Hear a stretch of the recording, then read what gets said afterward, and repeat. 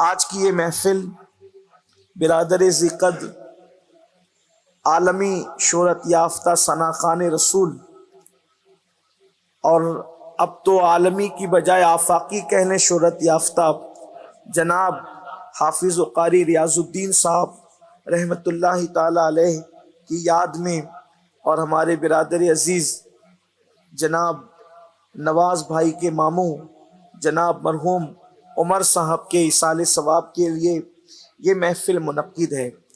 اور اصل گفتگو تو آپ نے اور ہم سب نے ہمارے قائد ہمارے امیر قبلہ امیر محترم حضرت العلام مولانا محمد شاکر علی نوری صاحب قبلہ سے سماعت کرنا ہے، لیکن جو تھوڑا سا وقت عصر کے لیے باقی ہے میں یہ چاہتا ہوں کہ مومن کی موت کیسی ہے اس پر کچھ گفتگو ہو جائے۔ سنی کی موت کیسی ہے، مومن کی موت، اس لیے کہ ہمارے نزدیک اہل ایمان وہی ہے جو عاشق رسول ہے، کیونکہ اللہ کے رسول صلی اللہ علیہ وآلہ وسلم نے فرمایا لا یؤمن احدکم حتی اکون احب الیہ من والدہ وولدہ والناس اجمعین، اور دوسرے مقام پر فرمایا لا یؤمن احدکم حتی اکون یقال انہ مجنون۔ اللہ کے حبیب علیہ السلام فرماتے ہیں کہ تم میں کا کوئی اس وقت تک کامل مومن نہیں ہو سکتا جب تک اس کے عشق رسول کو دیکھ کر لوگ اس کو پاگل نہ کہنے لگے۔ اللہ کے حبیب علیہ السلام نے عشق کو اس منزل کو پہنچے، عشق کو اس حد کو پہنچے کہ انسان کو دیکھ کر یہ گمان ہونے لگے کہ یہ اٹھتے بیٹھتے ایک ہی دھن اس کو ہے، اس کو ایک ہی دھن ہے محبوب کی دھن، اس کو ایک ہی لو ہے محبوب کی لو، اس کے سر میں سودا سمایا ہے تو ایک ہی سودا ہے وہ مدینے والے مصطفیٰ جان رحمت کا۔ جیسا کہ جناب اویس قرنی کے متعلق جب سیدنا فاروق اعظم نے پوچھا تھا کہ کیا تم اویس کو جانتے ہو قرن والے، تو یمن کے لوگ ہنسنے لگے۔ فاروق اعظم نے کہا آپ کیوں ہنس رہے ہیں، میں نے اویس کا ذکر کیا آپ ہنس رہے ہیں؟ کہا امیر المومنین جیسی بڑی ہستی ایک پاگل کے بارے میں سوال کرتے ہیں، اس لیے کہ وہ تو دیوانہ ہے، وہ تو پاگل ہے۔ تو فاروق اعظم نے کہا تھا اس کو دیوانہ پاگل کیوں کہتے ہو؟ تو کہا جب ساری دنیا روتی ہے تو وہ ہنستا ہے اور سب ہنستے ہیں تو وہ روتا ہے، اس کی عجیب کیفیت ہے۔ تو اللہ کے حبیب علیہ السلام نے اس طرف اشارہ کیا کہ محبوب کی دھن اتنی پکی ہو جائے کہ انسان کی کیفیت یہ ہو جائے کہ ایسا گما دے ان کی ولا میں خدا ہمیں ڈھونڈا کرے پر اپنی خبر کو خبر نہ ہو، یہ کیفیت ہو جائے۔ اللہ اکبر، عشق اس منزل پر پہنچ جائے کہ انسان کہنے لگے مرا تن من دھن سب پھونک دیا، یہ جان بھی پیارے جلا جانا۔ میرے آقا علیہ السلام کے پیارے دیوانوں، ایسا مومن ایسا عاشق رسول جب دنیا سے جاتا ہے اس کی موت کی شان سے آتی ہے، اس لیے کہ ہمارے نزدیک تو یہ ہے جیسے ہی ہم نے موت کا ذکر سنا، اللہ اکبر، موت کے حوالے سے ہمارے ذہن کے اندر یہ ہے موت مطلب تکلیف، موت مطلب مصیبت، موت مطلب بے قراری، موت مطلب بے چینی، موت مطلب عذاب، موت مطلب تاریکی، موت مطلب انسان کے لیے مصیبت۔ یاد رکھیے یقیناً یہ ساری چیزیں ہیں، لیکن افسوس کی بات یہ ہے اللہ اکبر کہ واعظ نے ہمیں موت سے اتنا ڈرا دیا کہ اصل جو مومن کی موت کا تصور ہے ایک طرفہ بیان ہوا دوسری طرف رہ گیا۔ اللہ اکبر، یقیناً فاسقوں کی موت ایسے ہی ہے جیسے آپ نے سنا ہے، کافروں کی موت ایسے ہی ہے جیسے آپ نے سنا ہے، لیکن آج ایک مومن کے ایصال ثواب کے لیے محفل ہے تو ذرا مومن کی موت بھی تو سن لی جائے کہ مومن کی موت کیسی ہے۔ ایک ہی بات یاد رکھیے، حضور سے وفا کرے، حضور سے سچا عشق کرے، سب سے کٹ کر کے حضور کے ہو جائے، اسی طرح جو تصور سرکار مفتی اعظم نے دیا ہے، مجھے اپنی رحمت سے تو اپنا کر لے، سوا تیرے سب سے کنارہ کروں میں۔ اگر کوئی ان کا ہو جائے تو موت کیسی آتی ہے۔ بخاری شریف کتاب الزہد کا وہ حدیث مبارکہ جو ہم نے آپ نے بار بار سنی ہے، آئیے اس کے آخری حصے کی طرف چلتے ہیں۔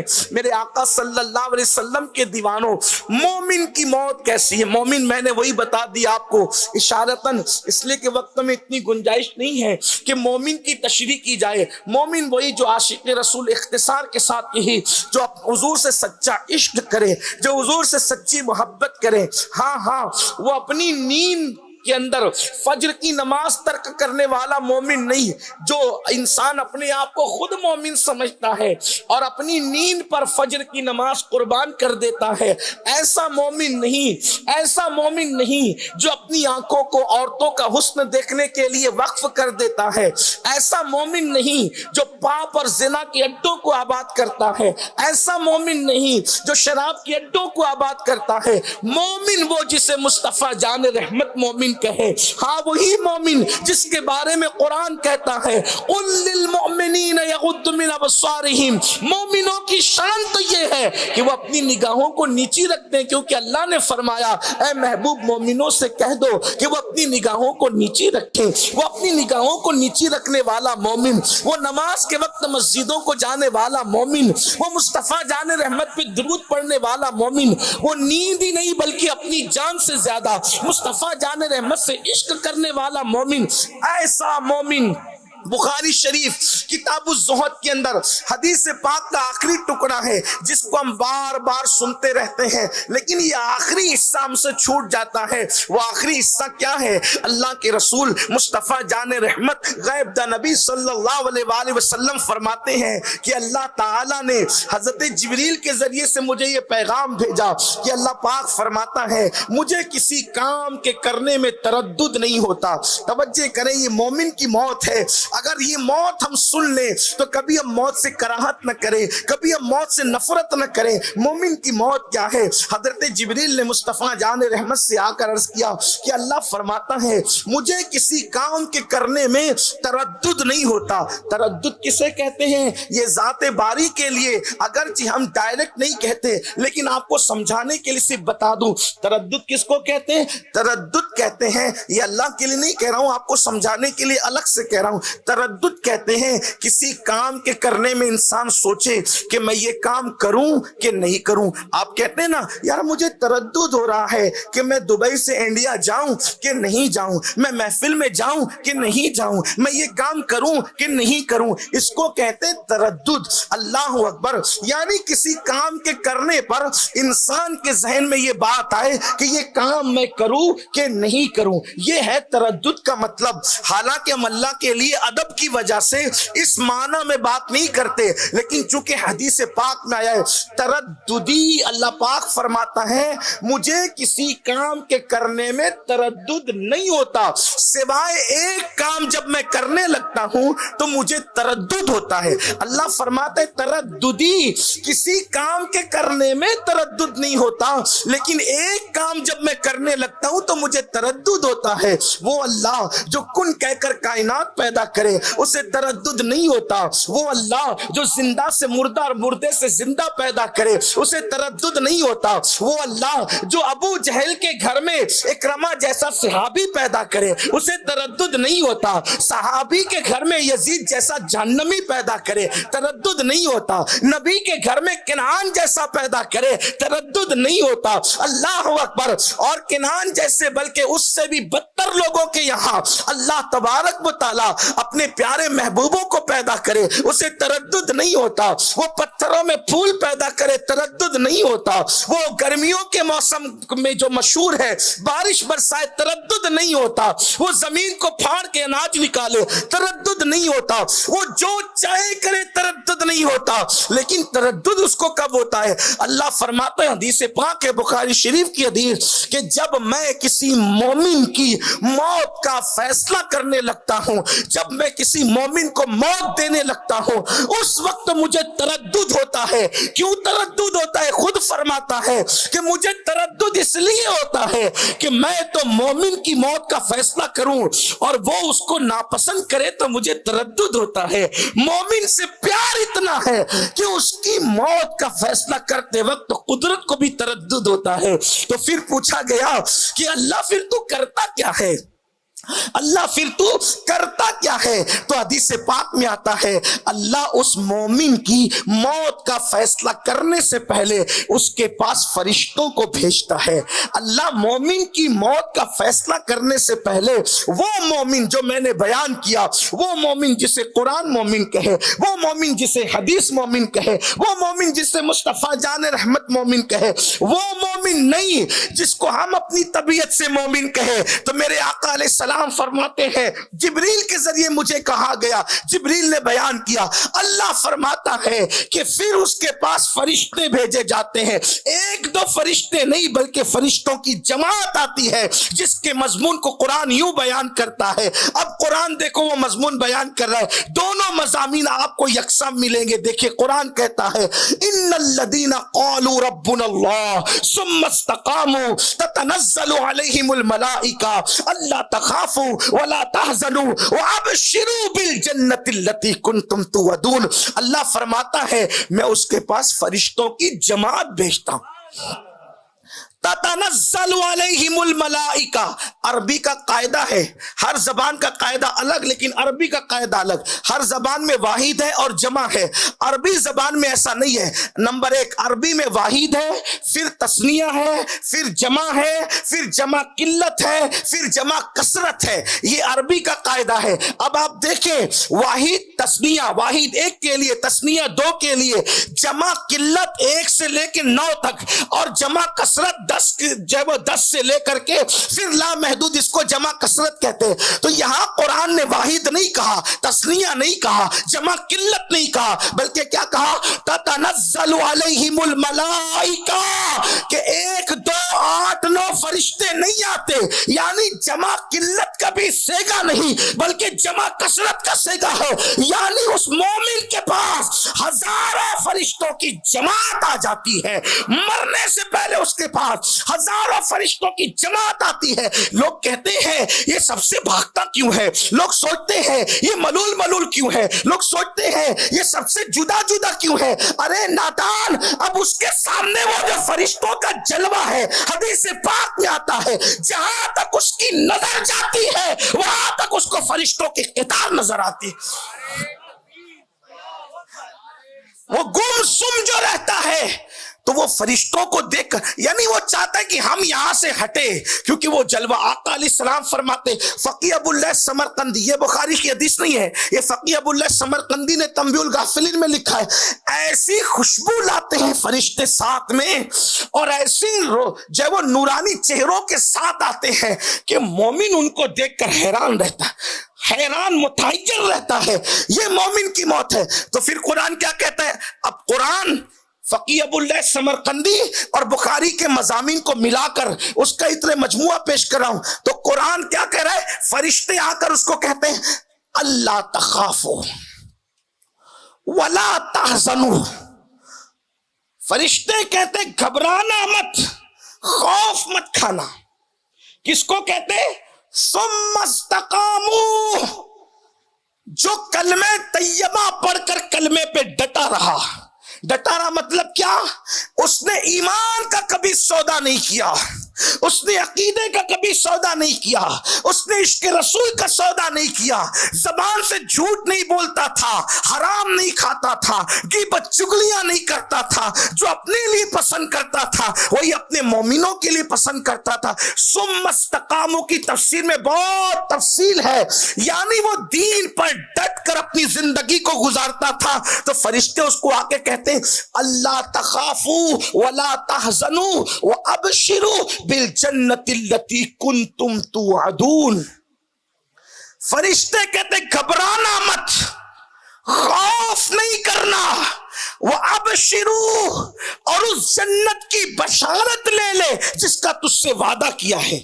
یعنی زمین پر اس کو بیٹھے بیٹھے وہ جنت کے مناظر کی بشارت دی جاتی ہے، تو وہ بندہ فرشتوں سے، یہ تو قرآن کا مضمون مکمل ہوا یہاں۔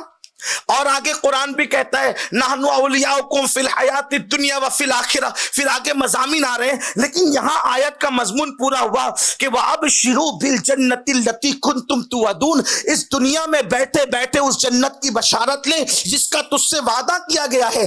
تو اب وہ مومن خود کہتا ہے فرشتوں یہ جو تم جنت کی نعمتیں گنا رہے ہو, دیدار یار کی باتیں کر رہے ہو, یار کے دیدار کا معاملہ بیان کر رہے ہو, ارے یہ ملے گا کب یہ تو بتاؤ. تو فرشتے کہتے ہیں او ایمان والے, جب تک تو موت کی لذت نہیں چکھے گا اس وقت تک تجھے یہ مقام نہیں ملے گا. تو وہ مومن خود اس فرشتوں سے کہتا ہے او فرشتوں دیر کس بات کی ہے, ذرا جلدی کرو نا, میں مرنا چاہتا ہوں. تو ادھر مومن مرنے کی تیاری کرتا ہے, اس کے بعد اللہ اس کی موت کا فیصلہ کرتا ہے.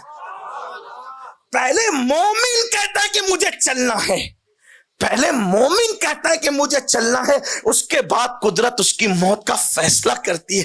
یہ ہوتی ہے مومن کی موت. اور پھر کس شان کی ہوتی ہے؟ حدیث پاک میں آتا ہے جب مومن موت مرنے والا ہوتا ہے, ہزاروں فرشتے نورانی چہروں کے ساتھ.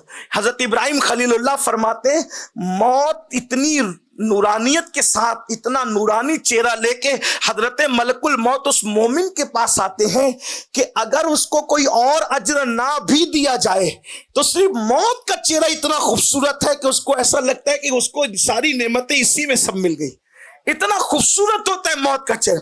اور پھر اس کی روح نکلتی ہے, مومن کی روح. حدیث پاک میں آتا ہے جیسے بارش کا پانی کسی پتے پہ جمع ہو اور وہ کتنی آسانی کے ساتھ ٹپک جاتا ہے ہوا کے جھونکے سے, ایسے مومن کو موت آتی اور اس کو جنت کے کفن میں اس کی روح کو لپیٹ کر فرشتے حضرت ملک الموت سے لیتے ہیں اور آسمانوں کی طرف یہ کہتے ہوئے جاتے ہیں کہ مومن کا جنازہ جا رہا ہے, مومن کا جنازہ.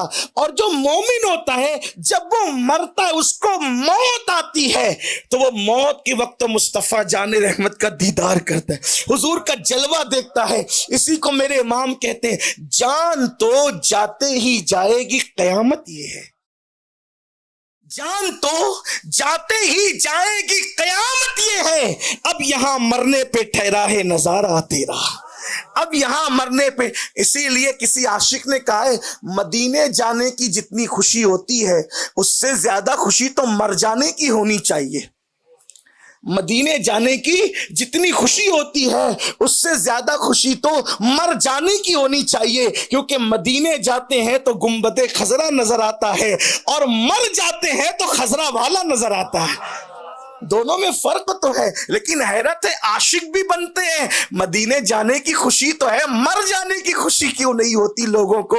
حالانکہ مرنے کی تمنا بھی نہیں ہونی چاہیے, مرنے کی دعا بھی نہیں ہونی چاہیے, لیکن موت کو ناپسند بھی نہیں کرنا چاہیے. تو اس طرح سے مومن مرتا ہے. اب آئیے جب مومن مر جاتا ہے اس کی روح آسمان, ایک لمحے کے لیے بھی ملک الموت کے حوالے روح نہیں کی جاتی, بلکہ وہ روح فوراً فرشتے لیتے ہیں اور لے کر کے اس کو جاتے ہیں, ایسی خوشبو کے ساتھ لے کر کے جاتے ہیں کہ مشام جاں معطر ہو جاتی ہے. اور پھر اس کے بعد جب مومن قبر میں جاتا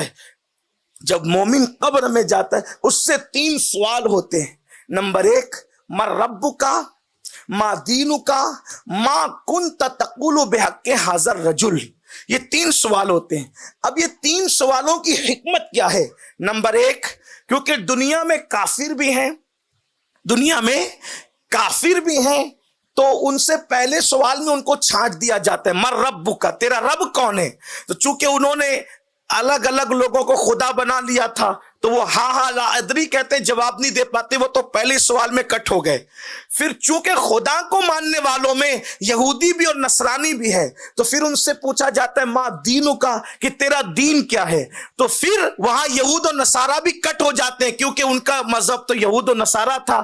کامیابی کس پہ ملتی ہے؟ اسلام کہنے والے پر. لیکن جو اسلام پہ نہیں ہوتا ہاں لا ادری کہہ کے وہ بھی کٹ ہو جاتا ہے. لیکن اب یہاں پر تیسرا سوال جو ہوتا ہے, ما کنت تقول بحق ھذا الرجل. حضور قبر میں تشریف لاتے ہیں. دیکھو کتنی خوبصورت ہے موت. حضور علیہ السلام قبر میں تشریف لاتے ہیں اور بظاہر یہ امتحان ہے اپنا. امتحان یہ ہے کہ ہمیں قبر 2 گز نظر آتی ہے, اتنی چھوٹی سی. اب عقل والا سوچے کہ اس میں کیا رکھا ہے. ارے اس میں کیا رکھا ہے؟ اس میں جنت کے باغوں میں سے باغ ہے. اللہ کے رسول فرماتے ہیں القبر کہ قبر روضۃ من ریاض الجنہ، کہ مومن کی قبر جنت کے باغوں میں سے ایک باغ ہے، اور وہ اتنی کشادہ ہوتی ہے تا حد نگاہ، جہاں تک مومن کی نظر جاتی ہے وہ تا حد نگاہ کشادہ ہو جاتی ہے، اور وہ جنت کی کھڑکی کھول دی جاتی ہے۔ تو تیسرا سوال جو ہوتا ہے، ان کے بارے میں کیا کہتا؟ ما کنت تقول بحق ھذا الرجل۔ اب یہاں پر اہل علم کے مختلف درجات ہو گئے۔ کچھ لوگوں نے کہا کہ قبر سے لے کر مدینہ منورہ تک پردے ہٹائے جاتے ہیں اور پوچھا جاتا ہے کہ ان کے بارے میں کیا کہتا تھا، لیکن چونکہ ہم لوگ امام احمد رضا کی فکر کے حامل ہیں، امام احمد رضا اس سے اتفاق نہیں کرتے، جو کہتے ہیں نا پردے اٹھائے جاتے ہیں اور دکھایا جاتا ہے، مومن کی قبر سے حضور کی قبر تک پردے اٹھا کے پوچھے جاتے ہیں، ان کے بارے میں اعلیٰ حضرت کہتے ہیں یہ درست نہیں ہے مکمل۔ کچھ لوگ کہتے ہیں حضور کی تصویر دکھائی جاتی ہے، میرے امام کہتے ہیں یہ بھی نہیں ہے، کیونکہ ہاذا یہ عربی میں قریب کے لیے ہوتا ہے، اور اگر قبر شریف سے پردے اٹھائے جا رہے ہیں تو پھر ہاذا نہیں ہونا چاہیے، کیا ہونا چاہیے؟ ذالک۔ یہ تو پہلے دن پڑھایا جاتا ہے نا مدرسوں کے اندر، تو ہاذا نہیں، ہاذا تھوڑی ہوگا۔ اگر وہ مدینہ منورہ میں قبر انور سے پردے اٹھ رہے تو ہاذا نہیں بلکہ ذالکہ ہونا چاہیے۔ ان کے بارے میں کیا کہتا تھا، لیکن کیا کہا جاتا ہے؟ ہاذا، اور اس کے بعد ہاذا بھی کیا کہا جاتا ہے؟ ہاذا الرجل کہا جاتا ہے، ہاذا الشبیہ نہیں کہا جاتا، کیا کہا جاتا ہے؟ ہاذا الرجل۔ اگر تصویر دکھائی جائے گی تو کہا جائے گا کہ اس تصویر والے کے بارے میں کیا کہتا ہے، لیکن تصویر نہیں دکھائی جاتی بلکہ حدیث میں آتا ہے بحق ھذا الرجل، یہ جو انسان یہاں پہ موجود ہے ان کے بارے میں کیا کہتا تھا۔ اللہ اکبر۔ تو پتہ چلا نہ پردے اٹھتے ہیں نہ تصویر دکھائی جاتی ہے، قبر میں مصطفیٰ جان رحمت خود تشریف لاتے ہیں۔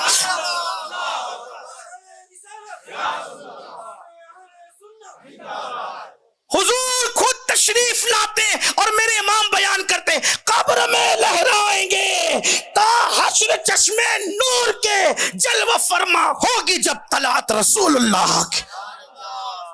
اب بتاؤ، مرنے کے بعد حضور خود قبر میں آئے، حضور خود مومن کی شان اور مومن کی موت کیا ہے، حضور کا جلوہ اس کو دکھایا جاتا ہے اور وہ دیکھتا ہے حضور کو، اور حضور سے عشق ہے، تعلق ہے، رشتہ ہے، تو مرتے وقت بھی حضور کو دیکھا، قبر میں بھی حضور کو دیکھا۔ حضور تاج الشریعہ کہتے ہیں آپ کی طلعت کو دیکھا جان دی۔ مومن کی موت کیا ہے؟ آپ کو دیکھ کر تو جان دی، آپ کی طلعت کو دیکھا جان دی، قبر میں پہنچا تو دیکھا آپ ہے۔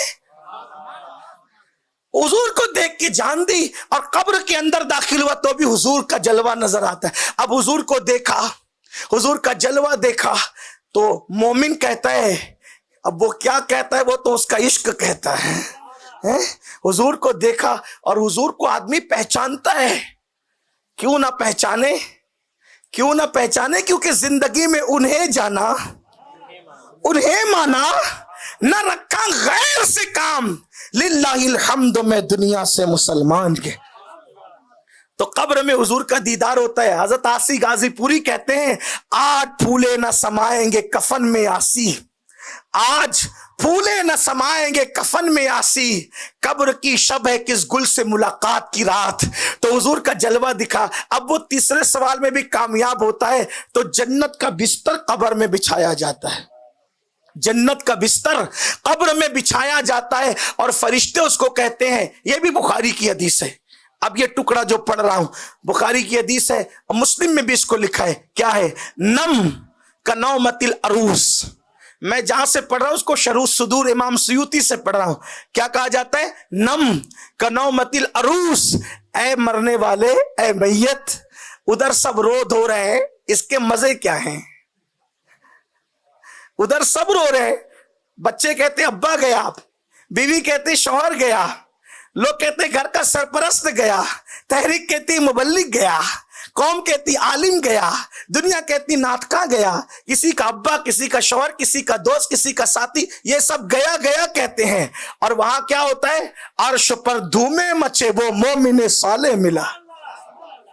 عرش پر دھوم مچ رہی ہوتی، وہ مومن صالح ملا، اور قبر میں کیا ہو رہا ہوتا ہے؟ نم کا نومت العروس، سو جا، کیا کہا جاتا ہے؟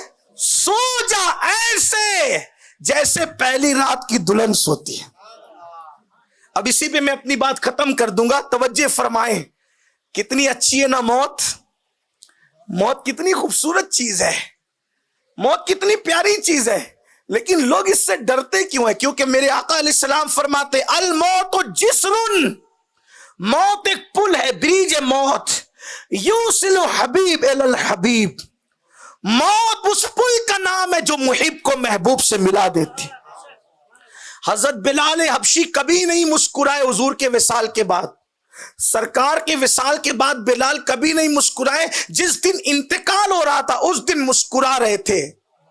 بی بی سرانے بیٹھ کے رو رہی تھی، کہتی ہائے غم، فرماتے ہائے غم نہیں ہائے خوشی، کہا آج کیوں خوش ہے؟ فرمایا جس سے بچھڑا تھا ان سے ملنے جا رہا، ان سے ملنے جا رہا ہوں۔ تو مومن کی موت کتنی خوبصورت ہے، حدیث پاک میں آتا ہے نم کا نومت العروس، ایسے سو جیسے پہلی رات کی دلہن سوتی۔ اب پہلی رات کی دلہن کیسے سوتی ہے، میں تھوڑا سا اسی پر بات ختم کر دوں گا۔ اس کی بڑی حسین تشریح کی ہے عاشقوں نے، لیکن آپ سن لیں اور اسی پہ بات مکمل ہوتی ہے۔ پہلی رات کی دلہن کیسے سوتی؟ نمبر ایک، حیا کے پردے میں عرض کروں گا، نمبر ایک، دلہن کو سہیلیاں سجاتی ہے، حالانکہ وہ سونے جاتی ہے، ہر دلہن سونے جاتی ہے، لیکن سونے والا بھی کوئی سنگھار کرتا ہے؟ نہیں کرتا، لیکن سونے والی دلہن کو سنگھار کرایا جاتا ہے، کیوں؟ اس لیے کہ لوگ جانتے ہیں کہ وہ سونے جا رہی ہے، لیکن وہ سونے نہیں جاتی، وہ تو کسی سے ملنے جاتی ہے نا۔ اگر علامہ ارشد القادری کے لب و لہجے میں بات کروں تو یوں کہا جا سکتا ہے نا کہ دنیا اور سہیلیاں تو سوچ رہی کہ وہ سونے جا رہی ہے، مگر کسے خبر کہ وہ تو یار سے ملنے جا رہی۔ پھر دلہن کو جب سنگھار کرا دیا جاتا ہے تو ڈولی میں بٹھایا جاتا ہے، اور پھر شریف دلہنوں کو اکیلے نہیں لے جایا جاتا، بلکہ وہ دلہن بارات کے ساتھ جاتی۔ ہمارے عجیب دستور ہے، لوگ دولہے کے ساتھ بارات لے جاتے ہیں، حالانکہ بارات کس کے ساتھ جاتی ہے؟ دلہن کے ساتھ۔ یہ بارات کا مطلب ہی ہوتا ہے بارات، رات والے، بارات مطلب اسے بولتے ہیں نا با عمل، مطلب عمل والا، با نقاب، نقاب والا، تو ایسے ہی بارات، رات والے۔ تو چونکہ دلہن کو رات میں رخصت کیا جاتا تھا تو لوگ اس کو اکیلے نہیں بھیجتے تھے، بلکہ ساتھ میں کچھ لوگ جاتے تھے پہنچانے کے لیے، اس کو کہتے بارات، رات والے۔ تو دلہن کو ڈولی میں بٹھا کر اس کے ساتھی، اس کی سہیلیاں، اس کے سخی لے جاتے ہیں، قربان جائیں۔ ایک حدیث کا ایک عبارت ہے، نم کا نومت العروس، سو جا ایسے جیسے پہلی رات کی دلہن سوتی ہے، مطلب دلہن سنگھار کر کے چادر ڈال کر کے آنکھیں بند کرتی ہے، سہیلیاں سمجھتی سو گئی، گھر والے سمجھتے سو گئے، احباب سمجھتے سو گئے، لیکن بولو کیا وہ سوتی ہے؟ کوئی دلہن سے جا کر پوچھے کیا وہ سوتی ہے؟ نہیں سوتی، وہ تو آنکھ بند کر کے چادر ڈال کر کے پڑی رہتی ہے 16 سنگھاروں کے ساتھ، کسی کے انتظار میں کہ کوئی آئے گا، کوئی آئے گا اور آ کر کے گھونگھٹ اٹھائے گا، اور ہجر کی فرقت، ہجر اور فرقت کے لمحات ختم ہوں گے، اور وصل کے گل دلوں کے آنگن میں کھلیں گے۔ بولو یہی تو اس کی تمنا ہوتی ہے، بلا تمثیل، بلا تمثیل، بلا تمثیل۔ اللہ اکبر۔ دلہن کو کہا جاتا ہے وہ کہ دلہن کی طرح، موت کو کا میت کو کہا جاتا ہے سو جا ایسے جیسے پہلی رات کی دلہن سوتی ہے، تو ویسے میت کو بھی سلا دیا جاتا ہے۔ سب سمجھ رہے ہیں کہ یہ موت کی نیند سے سو گیا، لیکن اللہ اکبر کہا جاتا ہے ہے ایسے سو جیسے پہلی رات کی دلہن سوتی ہے. ارے پہلی رات کی دلہن کو جگانے کے لیے اس کا کوئی یار آتا ہے, اس کے لیے کون آ رہا ہے؟ اور پھر سوچو جب دلہن کسی کے قدموں کی آہٹ سنتی ہے تو آہٹ سن کر کے وہ فوراً اٹھ کر کے بیٹھ جاتی ہے بلا تمثیل. قبر میں بھی یار کی آمد کے انتظار میں اس کو کہا جاتا ہے ایسے سو جا جیسے پہلی رات کی دلہن سوتی ہے. غافل ہو کر نہ سونا, اور ہزاروں سنگار کے ساتھ اللہ اکبر اس کو لٹا دیا جاتا ہے. ایسے سو جیسے پہلی رات کی دلہن سوتی ہے. جیسی مصطفیٰ جان رحمت کے قدموں کی آہٹ کی آواز آتی ہے وہ اٹھ کر کے بیٹھ جاتا ہے. کیوں؟ اسی دن کے لیے تو موت کی لذت چکھی تھی. اور پھر کیا ہوتا ہے؟ اللہ اکبر, لوگ موت کو سمجھے ہی نہیں. امام سیوطی لکھتے ہیں انسان عالم ارواح میں تھا, اللہ نے اس کو باپ کے پیٹ میں بھیجا, باپ کی پیٹ سے ماں کے پیٹ میں بھیجا, ماں کے پیٹ سے دنیا میں بھیجا. یہ اتنے سفر کر کے انسان نکلا تو ہر دنیا سے, ہر کائنات سے نکلتے وقت وہ ڈرتا ہی رہا. عالم ارواح سے ڈر کے نکلا کہ باپ کی پیٹ میں جاؤں گا تو کیا ہوگا, باپ کی پیٹ سے نکلا ماں کے پیٹ میں جاؤں گا تو کیا ہوگا, ماں کے پیٹ میں آیا تو وہاں سے نکلنا نہیں چاہتا تھا, رحم مادر میں رہنا چاہتا تھا. ماں کے پیٹ نے اس کو ڈھکیل ڈھکیل کر کے نکالا. جب وہ دنیا میں آیا تو دنیا دیکھا شفق کا جمال, افق کی سرخی, بلبل کا ترنم, چڑیوں کی چہک, تتلیوں کا باغ پن, یہ دریا, یہ سمندر, ماں کا پیار, بہنوں کی شفقتیں, جھولا دینا, دادی کا پیار, دادا کی محبتیں, سب دیکھا. اس کے اندر کاروبار دیکھا, بنگلے دیکھے, گاڑیاں دیکھی, حسن دیکھا, جمال دیکھا, سب دیکھا. اب آدمی جیسے ماں کے پیٹ کو سب کچھ سمجھ رہا تھا ویسے دنیا کو سب سمجھتا ہے اور کراہت کرتا ہے یار یہ قبر میں کیا رکھا ہے, یہ قبر میں کیا رکھا ہے, یہ قبر میں کیا رکھا ہے. جیسے ماں کے پیٹ میں رہ کر دنیا سے نفرت کرتا تھا یہ دنیا میں کیا رکھا ہے, یہ دنیا میں کیا رکھا ہے, کیونکہ دنیا دیکھا نہیں تھا تو کہتا تھا دنیا میں کیا رکھا ہے. ایسے ہی قبر دیکھا نہیں ہے تو سوچتا ہے یہ قبر میں کیا رکھا ہے. لیکن نادان, یہ تیری دنیا قبر کی وسعت کے سامنے اتنی چھوٹی ہے جیسے دنیا کے سامنے ماں کا پیٹ چھوٹا ہے. جیسے دنیا کے سامنے ماں کا پیٹ چھوٹا ہے ویسے قبر کے سامنے یہ دنیا ماں کے پیٹ کی طرح چھوٹی ہے. لیکن یؤمنون بالغیب, وہاں تو دیکھا نہیں نا, اس لیے غیب پہ ایمان لاؤ. اور یہ یاد رکھو, ایک بزرگ فرماتے ہیں کہ میں اپنے دوست کے جنازے میں گیا, میت میں گیا, جب میں اس کی اینٹ لگا رہا تھا, اس کی اینٹ لگا رہا تھا, بلکہ کب, یہ بھی بڑی بات ہے, فرمایا کہ وہ جو تھا میرا بھتیجا تھا. بزرگ اللہ کے ولی کہتے ہیں میرا بھتیجا تھا, اس کا انتقال ہوا. موت کے وقت میں گیا تو میں نے کہا نادان, غفلت میں زندگی تو نے گزار دی, کوئی نیک عمل نہیں کیا. یہ بھی بات یاد رکھنا, کچھ لوگوں کو نیکیوں پہ بڑا بھروسہ ہے, نیکیوں پہ نہیں اللہ پہ بھروسہ ہونا چاہیے. ہاں, نیکیوں پہ ناز نہ کرو, نیکی کرو اس پہ ناز نہ کرو, ناز تو اللہ پہ کرو, اس کے رسول پہ کرو, اس کے کرم پہ کرو. عمل سے جنت نہیں ملے گی, خدا کے کرم سے ملے گی. لیکن اللہ کے کرم کی شکل عمل ہے, عمل کے ذریعے اس کے کرم تک پہنچ سکتے, اس کی رحمت تک پہنچ سکتے, کیونکہ قرآن کہتا ہے ان رحمت اللہ قریب من المحسنین, بے شک نیکوں کے قریب اللہ کی رحمت ہے. نیک عمل کرو گے تو رحمت ملے گی, اس کی رحمت سے جنت ملے گی. لیکن سنیے, وہ بزرگ فرماتے میں نے اپنے بھتیجے سے کہا زندگی غفلت میں گزار دی, اب کیا سوچتا ہے, مر رہا ہے نزا کے عالم میں. اس نے کہا چچا جان, اگر میرا معاملہ میری امی کے سپرد کیا جائے تو میری ماں مجھے جہنم میں بھیجے گی کہ جنت میں؟ تو چچا جو اللہ کے ولی تھے انہوں نے کہا اگر تیری ماں فیصلہ کرے تو وہ تجھے جنت میں بھیجے گی. تو انہوں نے مسکرا کے کہا جب ماں کے ہاتھ میں فیصلہ ہو تو وہ جہنم میں نہ ڈالے, تو جو اللہ 70 ماؤں سے زیادہ مہربان ہے وہ مجھے جہنم میں کیوں ڈالے گا. بس اسی گمان کی اللہ نے لاج رکھی, اور یہ کہتے ہوئے وہ دنیا سے چلا گیا. وہ بزرگ فرماتے میں اس کی قبر میں اترا, اینٹ لگا رہا تھا, اینٹ لگاتے ہوئے ایک اینٹ کھسک کر کے گری تو میں نے دیکھا کہ اس کی قبر میں نور ہی نور ہے. میں نے جھانک کر دیکھا تو واللہ جہاں تک میری نظر جا رہی تھی وہاں تک اس کی قبر کشادہ کر دی گئی تھی.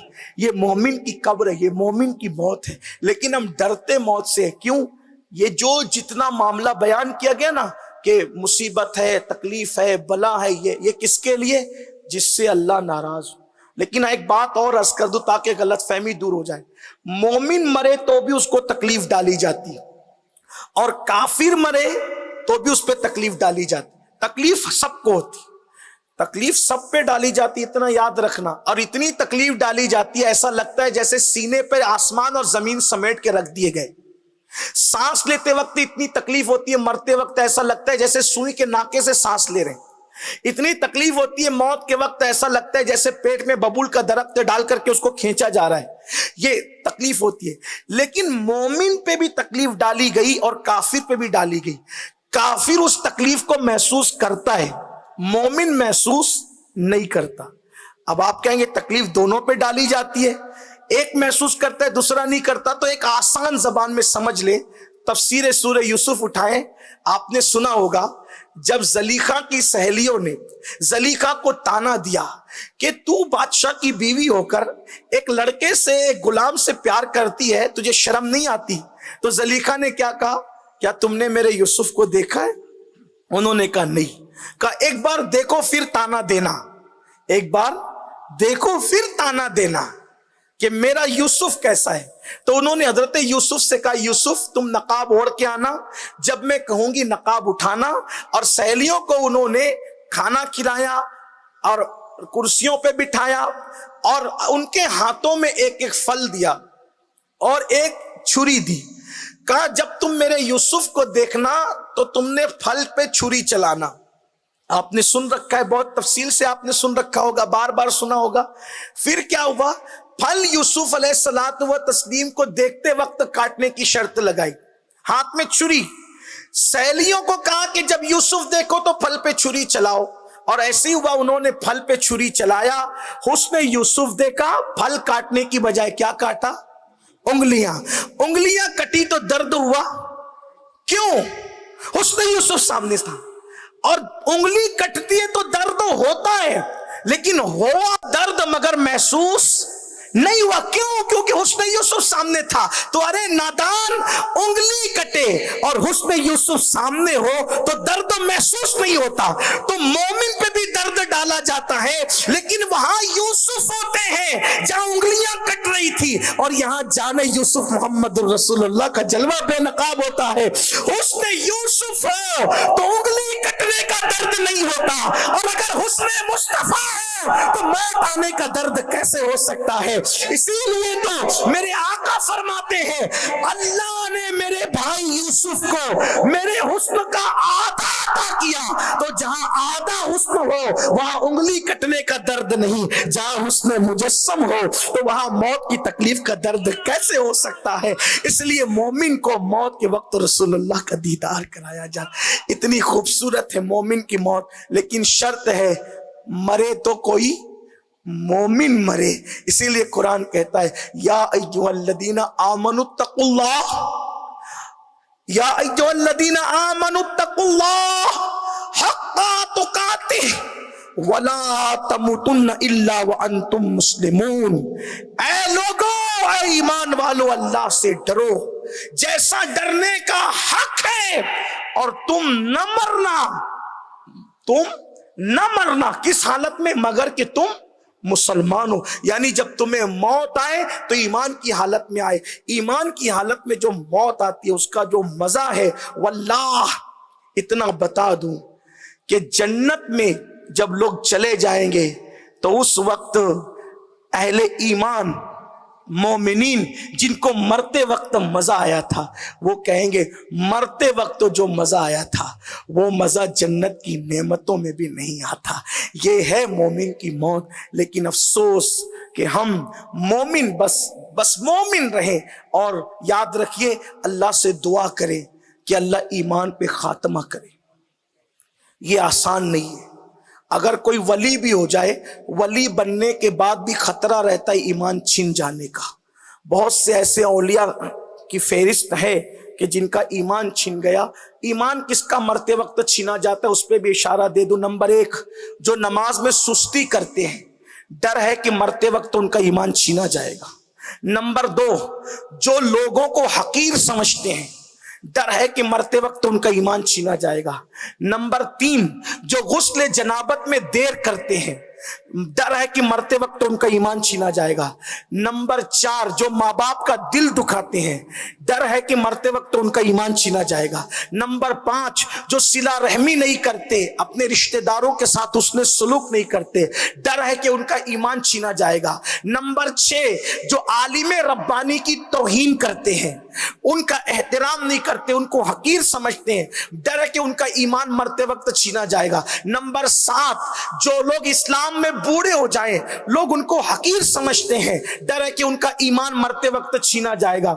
इसलिए याद रखो, और भी तफसीलात है, लेकिन ये चीज मैंने सरसरी तौर पे फेरिस्त आपके सामने पेश कर दी। अगर ईमान पर दुनिया से जाना है तो इन चीजों का ख्याल रखो। और सबसे बड़ी चीज सरकार गौसे पाक फरमाते हैं, जो ईमान पर खात्मे की फिक्र नहीं करते, मुझे डर है कि जब वो मरेंगे तो मरते वक्त तो उनका ईमान छीना जाएगा। इसलिए अपने ईमान पे खात्मे की फिक्र करो, बाकी सारा मामला अल्लाह रसूल पे छोड़ दो। खैर ही खैर इंशाअल्लाह। जितने मजे हमारे हम सुन्नियों के हैं, उतने मजे क़यामत में किसी के नहीं। क्यों? इसलिए कि सद शुक्र हस्ते कि मियाने दो करीम, कि हम दो करीमों के दरमियान है। हक ताला भी करीम और मोहम्मद भी करीम, दो करीमों में गुनाहगार की बन आई है। हजरत उस्ताद ज़मन फरमाते हैं, सरे हश्र आसी मजे ले रहे हैं, सरे हश्र आसी मजे ले रहे हैं। क्यों मजे ले रहे हैं? शफाअत किसी की है, जन्नत किसी की, शफाअत किसी की है, जन्नत किसी की, और मैं उनके दर का भिखारी हूं। फजले मौला से हसन फकीर का जन्नत में बिस्तरा होगा। तो हुजूर से वफा कीजिए, ईमान पर खात्मे की फिक्र कीजिए। इमाम अहले सुन्नत सैयद आला हज़रत फरमाते हैं कि मैं जितने वलियों से मिला, मैं एक ही तमन्ना लोगों से दुआ करवाता रहा कि दुआ करे कि मेरा खात्मा ईमान पर हो। गौसे पाक फरमाते हैं, किसी ने आपसे पूछा ईद के दिन भी आप रोते नजर आते हैं, फरमाते अब्दुल कादिर की ईद उस दिन होगी जिस दिन अब्दुल कादिर का खात्मा ईमान पर होगा। इसलिए ईमान पर खात्मे की फिक्र करें, हर दुआ का हिस्सा बना ले कि अल्लाह हमारा खात्मा ईमान पे फरमाए। कितना खुशनसीब है जिसे दुनिया कारी रियाजुद्दीन कहती है कि गए तो ईमान पर गए, नाते रसूल का सिला क्या मिला, अल्लाह व रसूल से वफा का सिला क्या मिला, कि दुनिया से गए तो ईमान पर गए। और ईमान में भी वो भी शहादत की मौत, जो हालत सफर में हादसे की मौत मरे तो उसको कहते हैं कि वो शहादत की मौत मरता है। अल्हम्दुलिल्लाह सफर में भी थे, मुसाफिर भी थे और घर से बहुत दूर थे। ये भी आपको बता दो मुसलमानों कि ईमान पर जिसे हम खात्मा बिलखैर कहते हैं ना, उसमें लोगों की एक कजी है। खात्मा बिलखैर का मतलब लोग ये समझते हैं कि ईमान पर मरे ये खात्मा बिलखैर। यकीनन ये बिलखैर तो है, लेकिन मुकम्मल बिलखैर नहीं है। ये भी सुन लें, ईमान पे सिर्फ मर जाना मुकम्मल बिलखैर नहीं है। मुकम्मल खात्मा बिलखैर उसको कहते हैं कि ईमान पर भी मरे और गुनाहों में ना मरे, गफलत में ना मरे, ये मुकम्मल खात्मा बिलखैर है। इसलिए दुनिया की धुन से बाहर निकलो, क्योंकि आदमी जिस धुन को लेकर दुनिया में रहता है, मरते वक्त उसके ज़हन में वही सारा मामला आता है। हजरत इमाम सुयूती लिखते हैं कि एक बंदा मर रहा था तो लोग उसको कलमे की तलकीन कर रहे थे, कलमा पढ़ कलमा। वो क्या कहता था? हम्माम वाली कितनी अच्छी थी, हम्माम वाली कितनी अच्छी थी। हम तो उसके घर वालों से लोगों ने पूछा, भाई ये मरते वक्त कहता है हम्माम वाली कितनी अच्छी थी, तो ये हम्माम का क्या मामला है? तो कहा गया कि एक ये हम्माम चलाता था उस दौर में, जैसे आज के दौर में लोग कलमे वगैरह कुछ मामला चलाते हैं, उस दौर में हमाम होते थे, लोग गुसल करने उसमें आते थे, लोग उसका पैसा लेते थे। घर घर गुसल खाने नहीं थे, तो वो ये हुआ कि एक औरत आई एड्रेस पूछते हुए, तो उसने इसको हमाम में दाखिल कर लिया और कहा कि तू उसका फुला का पता पूछ रही है, जबकि तेरा हुस्न मुझे भा गया, मैं तेरे साथ जिना करना चाहता हूं। उसने कहा तू मेरे साथ क्या करना चाहता है? मैं तेरे साथ जिना करना चाहती हूँ, लेकिन एक बात है कि मुझे भूख लगी है, खाली पेट जिना का मजा क्या आएगा, खाना ला, ताकि खाकर पेट भर करके जब बदकारी करेंगे तो पूरा पूरा मजा आएगा। वो उसके हुस्न में ऐसा पागल हुआ कि वो उसको समझ ना सका और उसने अपनी इज्जत बचाने के लिए हीला किया। ये खाना लाने गए हमाम से और वो भाग गई वहां से। तो वो उसके दिलो दिमाग के अंदर एक तसव्वुर उस औरत का रहता था, तो मरते वक्त उसकी जुबान पे कलेमा नहीं आया बल्कि हम्माम वाली आई। امام سیوطی فرماتے ایک وقت ایک شخص مر رہا تھا تو کہتا تھا لیمو اتنے کا دوں گا اور اتنے کا دوں گا اور اتنے کا دوں گا. تو لوگوں نے کہا اس کی زبان پہ کلمہ کیوں نہیں آتا؟ کہ یہ لیمو کا بیوپار کرتا تھا, یہ اللہ کی دھن چھوڑ کر ہمیشہ یہ کاروباری کی دھن میں لگا رہتا تھا. تو مسلمانوں, کاروبار بھی کرو, بزنس بھی کرو, رشتہ داری بھی کرو, لیکن دل میں اللہ رسول کا جلوہ بسا رہنا چاہیے, کیونکہ دل و دماغ میں جو بسے گا مرتے وقت وہی زبان پر آئے گا. اس لیے ہر وقت زبان پہ کلمہ طیبہ ہو, درود شریف ہو, تاکہ دنیا سے جائے تو کلمہ پڑھتے درود شریف پڑھتے جائے. اللہ سے دعا ہے اللہ سب سے پہلے مجھ گنہگار پہ رحم فرمائے, آپ سب پر رحم فرمائے, اللہ ہمیں ایمان پر رکھے اور خیر کے ساتھ, مکمل خیر کے ساتھ اللہ شہادت و عزت کی موت ہم سب کو مدینہ منورہ میں عطا فرمائے, 2 گز زمین محبوب کے قدموں میں عطا فرمائے. اللہ ہمارا حشر و نشر اپنے محبوبوں کے قدموں میں فرمائے, اور گفتگو کے درمیان اگر کوئی غلطی ہو گئی ہو تو اللہ تبارک و تعالی معاف فرمائے. قاری ریاض الدین اور مرحوم جناب عمر صاحب جو ہمارے نواز بھائی کے ماموں ہیں, ان کے ایصال ثواب کے لیے حضرت کافی مراد آبادی کا ایک کلام پیش کر کے گفتگو مکمل کرتا ہوں. کافی کہتے ہیں کوئی گل باقی رہے گا نہ چمن رہ جائے گا, پر رسول اللہ کا دین حسن رہ جائے گا. اطلس و کم خواب کی پوشاک پہ نازا نہ ہو, اس تنے بے جان پر خاکی کفن رہ جائے گا. جو پڑے گا صاحب لولاک کے اوپر درود, جو پڑے گا صاحب لولاک کے اوپر درود, آگ سے محفوظ اس کا تن بدن رہ جائے گا. اور کہتے ہیں نام شاہانے جہاں مٹ جائیں گے لیکن یہاں, نام شاہانے جہاں مٹ جائیں گے لیکن یہاں حشر تک نام و نشان پنجتن رہ جائے گا. اور سب فنا ہو جائیں گے کافی وہ لیکن حشر تک, سب فنا ہو جائیں گے کافی وہ لیکن حشر تک, سب فنا ہو جائیں گے کافی وہ لیکن حشر تک نعت حضرت کا زبانوں پر سخن رہ جائے گا. یہ کلام حضرت کافی مراد آبادی نے شہادت کے وقت جب ان کو پھانسی دی جا رہی تھی تب لکھا تھا. اور جب لکھا تھا نا تو انگریزوں نے پوچھا تھا کافی تیری آخری خواہش کیا ہے؟ تو آپ نے کہا تھا میری آخری خواہش یہ ہے کہ میں ہمیشہ حضور کی نعت لکھتا رہا, موت سے پہلے بھی میں حضور کی نعت لکھوں. قاری ریاض الدین کی روح کی نظر اس لیے کر رہا ہوں کہ وہ بھی نعت کھاتے, یہ بھی نعت گو تھے. کافی مراد آبادی تو کافی کی نیت یہ تھی کہ میں مرتے مرتے بھی نعت لکھوں, تو انہوں نے نعت لکھی. اور جب نعت لکھی اور پڑھ کے سنایا تو انگریزوں کو غصہ آیا, تو کہا کہ معاذ اللہ, اس بدبختوں نے کہا کہ اس بڈھے کو ایسے نہیں ماریں گے, اس کو ایسے نہیں ماریں گے, اس کو عبرتناک سزا دیں گے. کیسی سزا دیں گے؟ نعت خاں کی موت دیکھو, نعت بیان کرنے والوں کی موت دیکھو, عاشقوں کی موت دیکھو. انگریزوں نے کہا پہلے صرف پھانسی دینا تھا, اب پھانسی نہیں دیں گے. کوئلے کی استری لی اور اس میں کوئلے بھرے دہکائے اور کہا اس کے بدن پہ استری چلا دو. دیکھو ثم استقاموا کا مطلب دیکھو, اس کی عملی تفسیر دیکھو. لوگ چند سکوں کے عوض ایمان کا سودا کرتے ہیں. کافی مراد آبادی پر جب استری چلائی گئی, بدن پر استری چلائی گئی, تو کافی کہتے تھے اغثنا یا رسول اللہ, ہماری مدد کرے یا رسول. تو جب استری چلائی جا رہی تھی کافی رو رہے تھے, تب عالم بیداری میں رسول اللہ کا دیدار ہوا. تو کافی رو پڑے, یا رسول اللہ میں نے دیر کر دی, مجھے پہلے پتا چلتا کہ اس طریق چلوانے سے آپ کا دیدار ہوتا ہے تو میں یہ کام اور جلدی سے کر لیتا. یہ ہے مومن کی موت. سب فنا ہو جائیں گے کافی وہ لیکن حشر تک نعت حضرت کا زبانوں پر سخن رہ جائے گا. یہ کوئی کہانی قصہ نہیں, یہ حقیقت ہے کہ حضور کا دیدار ہوتا ہے. جو جتنا یقین رکھے گا اس کو اتنی نعمتیں ملے گی. اللہ ہم سب کے حال پہ رحم فرمائے اور ہم سب پر کرم فرمائے. وما علینا الا البلاغ.